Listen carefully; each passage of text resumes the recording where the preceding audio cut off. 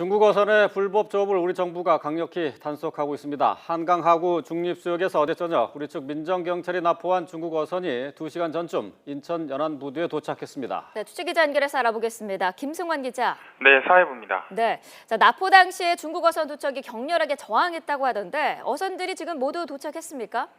네, 그렇습니다. 2시간 전쯤 인천해양경비안전서 전용부두로 불법 조업 중국 어선 선원들이 압송됐습니다. 어제 저녁 7시 10분쯤 해군과 해병, 해경으로 구성된 민정경찰이 한강하구 중립수역에서 불법으로 조업하던 중국 어선 두 척을 붙잡은 지 약 13시간 만입니다. 이번 단속 과정에서 중국 어선은 민정경찰에 거세게 저항하기도 했는데요.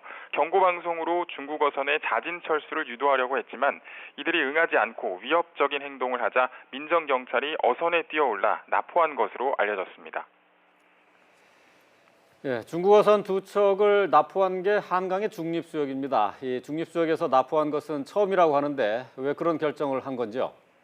네, 최근 중국 어선들이 영해를 침범해 불법 조업하는 일이 극에 달하면서 지난 5일에는 우리 어민들이 직접 중국 어선들을 붙잡는 일까지 있었는데요.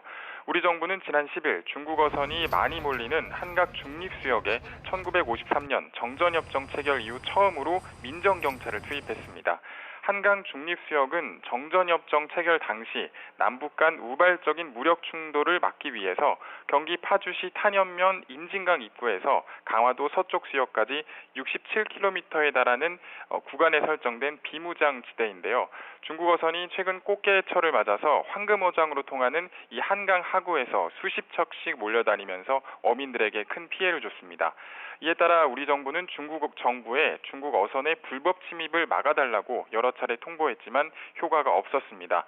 불법 조업하던 중국 어선들은 민정경찰의 작전 개시 나흘째인 지난 13일 모두 수역을 빠져나갔으나 북측으로 물러났다가 다시 움직이기를 반복하기도 했습니다. 그러다가 이제는 밤에 조업하려는 움직임까지 관측이 됐고 군은 중국 어선들에 대해서 결국 납포하기로 결정한 겁니다. 군은 한강하구 중립수역 안에서 중국 어선이 모두 나갈 때까지 단속 작전을 지속하기로 했습니다. 지금까지 사회부에서 YTN 김승환입니다.